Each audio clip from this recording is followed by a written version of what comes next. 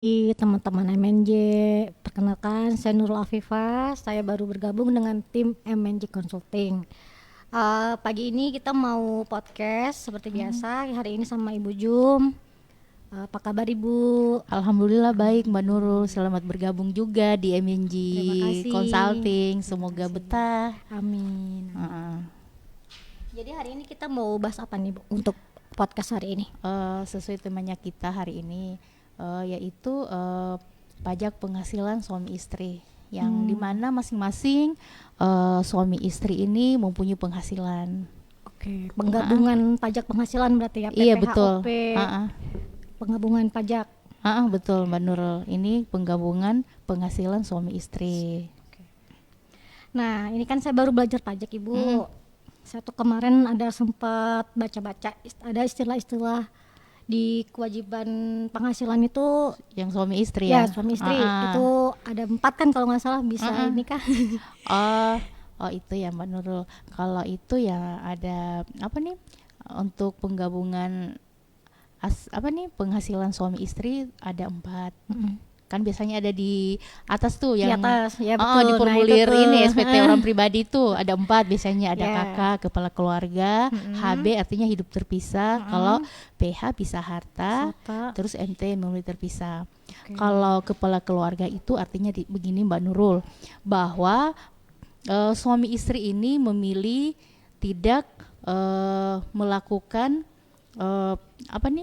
tidak hak dan kewajibannya itu mereka tidak memilih untuk terpisah, artinya digabung semua.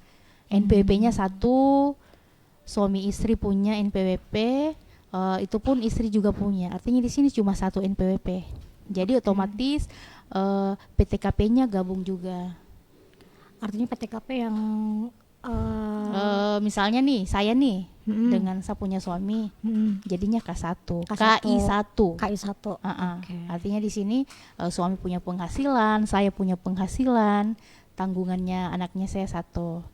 Kalau misalnya ada suami istri nih yang hidup berpisah, artinya itu mereka menjalankan hak dan kewajiban perpajakan ini secara terpisah karena putusan hakim. Artinya di sini ya mereka kan bukan berstatus suami istri Sudah lagi. divorce. Karena sudah ada mantan. putusan hakim ya. Oke. Jadi mereka masing-masing. Oke. Jadi suami ada NPWP-nya tersendiri, mantan istrinya juga sudah mungkin mendaftarkan NPWP karena misalnya kan ya di atas PTKP kan wajib mempunyai Jadi kalau NPWP-nya. misalkan yang pertama dia tadinya itu gabung sama suami terus tiba-tiba divorce, artinya si istri ini harus mendaftarkan diri atau langsung bikin NPWP begitu kah atau Boleh juga. Jadi kan untuk melaporkan SPT kan harus ada NPWP dulu. Harus daftar dia punya register kan. Sebelum kita masuk ke akun registernya kan ya harus mempunyai NPWP Mbak Nurul begitu. Kita lanjut ya. lalu Yang ada MT lagi. ini memilih terpisah dengan PH pisah harta. Sebenarnya di sini kan pasangan suami istri ini memilih untuk misalnya istri nih Mbak Nurul dengan suami, Mbak Nurul tuh lebih memilih untuk pisah harta, biasanya kan dibikin di notaris. Tapi cara perhitungannya ya harus digabung dulu, baru dihitung secara proporsional gitu. Jadi tetap secara penghitungannya itu harus digabung dulu semuanya. Betul, cuma kan mungkin di SPT-nya Mbak Nurul ya, misalnya Mbak Nurul, oh ini mobil atas namanya Mbak Nurul, rumah atas namanya suaminya, itu kan dipisah-pisah gitu. Jadi pisah harta dengan MT ini sama cara Mirip, perhitungannya. sama. Iya. Nah, iya Ibu. Itu kan kita digabung nih. Itu untuk pengaplikasiannya, cara menghitungnya itu seperti apa tuh? Ini kan pada saat kita melaporkan ke SPT orang pribadi ini, di belakang lampiran 6 ya kalau nggak salah, ini ada lampiran perhitungan pajak penghasilan terutang bagi wajib pajak yang kawin dengan status perpajakan suami istri, harta dan penghasilan PH atau istri yang menghendaki untuk menjalankan hak dan kewajiban perpajakannya sendiri, MT di sini. Ya kembali ke yang tadi yang Mbak Nurul, kalau PH dan MT ini sama Mirip, cara sama. perhitungannya. Pertama-pertama kan ya ini kan ada di poin A ini penghasilan neto. Mm-mm. Jadi kita harus masukkan penghasilan netonya istri berapa, suami berapa, digabungkan. Terus setelah itu kita kurangkan dengan PTKP. PTKP. Di sini kan PTKP-nya misalnya saya nih KI 0. KI 0. 54 ditambah 9 juta gitu. Jadi gitu PTKP-nya. Terus dapat itu, terus didapat penghasilan kena pajaknya. Dari penghasilan kena pajaknya ini yang dihitung ke tarif PPh 17 sesuai tarif ini ya, menurut tarif pajak. Tarif pajak Orang yang pribadi. 15% Iya. itu ya. Oke. Cuma kan di sini yang di cara perhitungan di tahun 2021 dengan 2022 ada perbedaan ya Mbak Nurul. Ya. Disesuai dulu kan yang sesuai dengan PPh 21 di Undang-Undang Nomor 36. 36.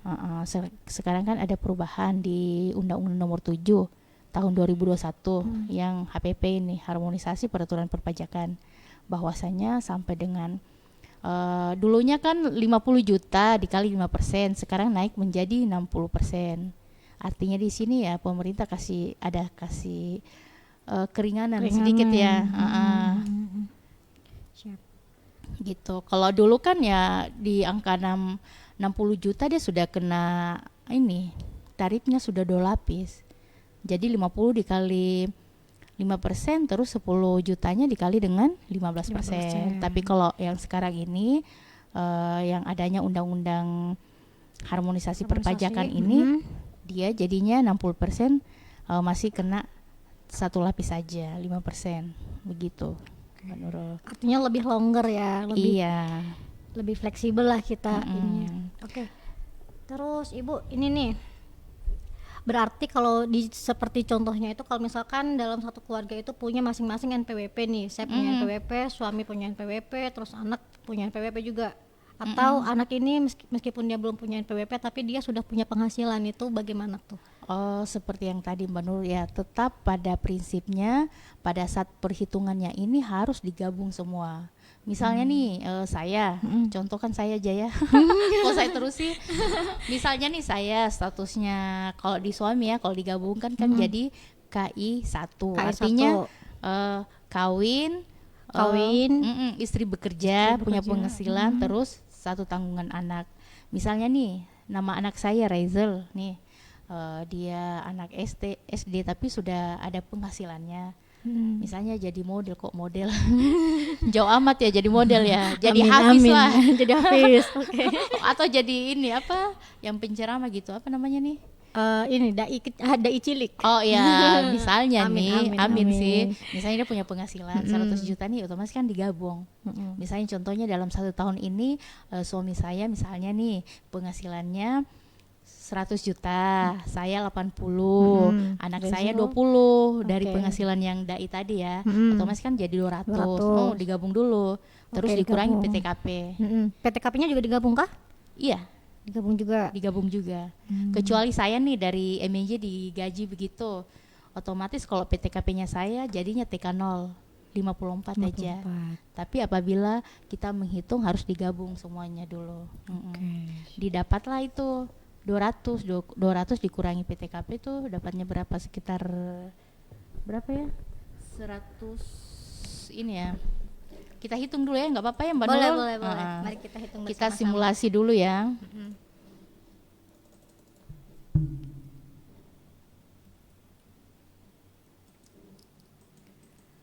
Kalau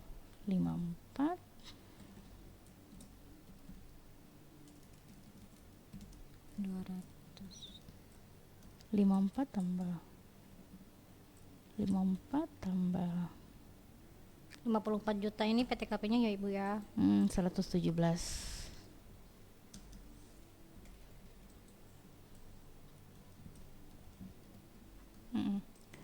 Kalau yang PTKP-nya jadinya KI 1 itu PTKP-nya sebesar 117. Jadi yang tadi kan hasil yang ini kan penghasilan netonya saya misalnya 200 juta nih, dikurangi dengan PTKP 117, dia dapatnya 83 juta. Dari 83 juta ini dikalikan dengan tarif PPh ya. Jadi dapatnya ini kan 50 35 ya. 23 dikali 15 ya.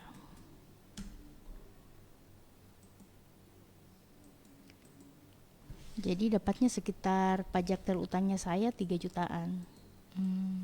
6 juta deh. Dia dapatnya kalau digabung ya Mbak Nurul, dia dapatnya 6.450.000. 6 juta itu lebih, kan saya juga ini nih, keuntungannya itu menggabungkan dengan sendiri-sendiri tuh apa Ibu? Kalau Lebih murah kah?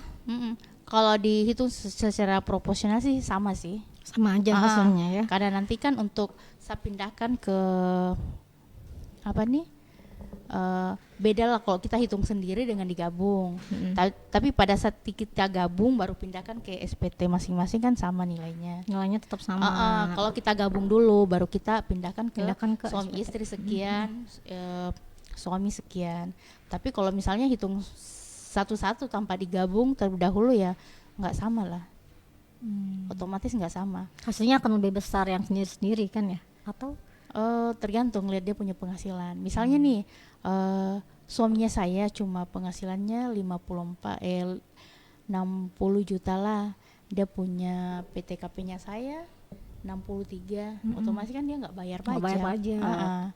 Kalau digabungkan ya otomatis ada kena pajak. Kena pajak. Jadi cara perhitungannya setelah kita dapat ya yang penghasilan PPh terutang yang dari hasil penggabungan ini nanti kan dibagi proporsional di sini. Untuk dipindahkan berapa yang ditanggung istri, berapa ditanggung suami, itu caranya gini Mbak Nurul. Penghasilan neto suami dibagi dengan gabungan dikali dengan PPh terutang tadi. Begitupun dengan istri gitu caranya. Dari ada lampiran khususnya nanti pindah ke bagian depan. Gitu. Di formulir ini. Ya, ini ya. Formulir lampiran 1. Tapi kan sebelum kita isi formulir itu kan ada yang seperti tadi. Kita pilih yang mana? KK, HB, MT atau PH. Gitu sih Mbak Nurul. Oke. Jadi itu tadi sekilas kelas podcast kita hari ini. Jujur saya juga masih belajar pajak sama Ibu Jum di MNJ Consulting ini. Jadi saya masih belum banyak lah tahu. Mohon bantuannya Ibu ya. Lama-lama kan tahu kok Mbak Nurul. Seiring berjalannya waktu, banyak edukasi, banyak praktek ya, otomatis ya kita pelan-pelan lah. Amin. Dulu awalnya saya juga kan ya nggak terlalu banyak tahu mengenai tentang ilmu pajak, gimana cara perhitungannya, tapi sering dengan waktu, sering belajar, praktek, ikut TTH. Alhamdulillah sih ya tahun kemarin sudah jadi konsultan pajak. Jadi kan ya tetap harus ilmu perpajakan itu harus update terus karena peraturan itu update. Jadi kita harus rajin-rajin membaca. Pokoknya peraturan ya kita harus rajin-rajin baca lah supaya kita lebih paham gimana caranya. Karena kalau dalam perpajakan itu mulai dari undang-undang, peraturan pemerintah, PMK, per dirjen bahkan atau per yang SE surat edaran gitu kita ya harus baca lah, harus rajin baca karena tiap tahun, bukan tiap tahun sih, tiap bulan ada update. Tiap bulan ada Jadi ada pasal yang di sini dirubah, pasal yang ke sini begitu. Kalau mengenai yang pajak untuk penghasilan suami istri nggak begitu sulit sih, gampang sih. Kalau biasanya kalau ada perubahan-perubahan itu signifikan nggak sih Bu dari pasal sebelumnya nih terus ada peraturan yang berubah lagi, itu biasanya sampai signifikan kah perubahannya atau penambahan? Tergantung sih. Kadang ada yang ada yang dirubah, ada yang tidak. Enggak, maksudnya Mbak Nur signifikan, maksudnya kan berubah-ubah terus. Kayak tarifnya kah atau apanya yang kadang begitu sih, kadang juga ada kayak misalnya nih yang tarifnya ini nggak terlalu banyak berubah sih. Yang dari 50 Dari ya 50. masih bisa dikalikan dengan 5%. Itu lama sih jangka waktu untuk itunya perubahannya. Kalau mengenai PTKP ini terakhir diubah di tahun 2016. Sampai sekarang nggak pernah ada perubahan. Sudah hampir 7 tahun. Iya, biasanya kan ya mengikuti apa nih tarif UMP.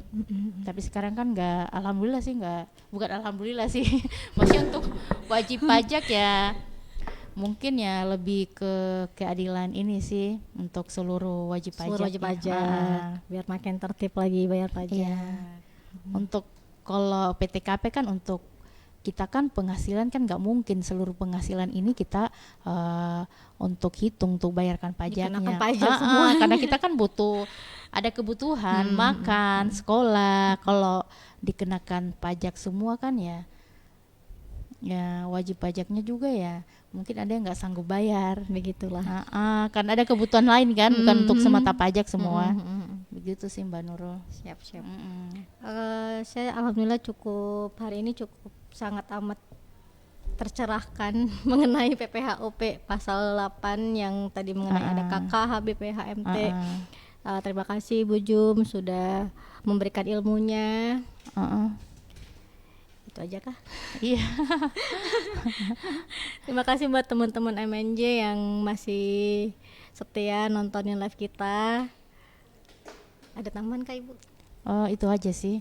Kalau yang Mbak Nurul sebut tadi di PPH pasal 8 ini ya satu kesatuan ekonomis. Jadi kan bagi wajib pajak di luar sana ya harus memperhatikan pada saat pelaporan SPT-OP ya. Jangan sampai ya nggak memperhatikan yang di pasal 8 karena merupakan satu kesatuan ekonomis. Banyak yang luput sih. Mereka melaporkan sendiri-sendiri. Iya, sendiri-sendiri. Biasanya cara begitu. perhitungannya salah. Harusnya sih ya mereka gabungkan dulu baru hitung secara proporsional begitu. Jadi nggak semata-mata misalnya istrinya nih langsung hitung sendiri. Nanti suami hitung sendiri. Nggak begitu caranya. Harus digabungkan dulu terus dibagi sesuai berapa tanggungan istrinya, berapa tanggungan suami, PPh terutama yang harus mereka cantumkan di dalam SPT-nya tersebut. Itu khusus untuk MT dan PH. Gitu. Kalau yang KK sih ya gampang aja karena langsung sudah jadi langsung satu. tergabung penghasilannya. Gitu aja sih dari saya. Oke, baik, terima kasih. Ketemu lagi di minggu depan, teman-teman.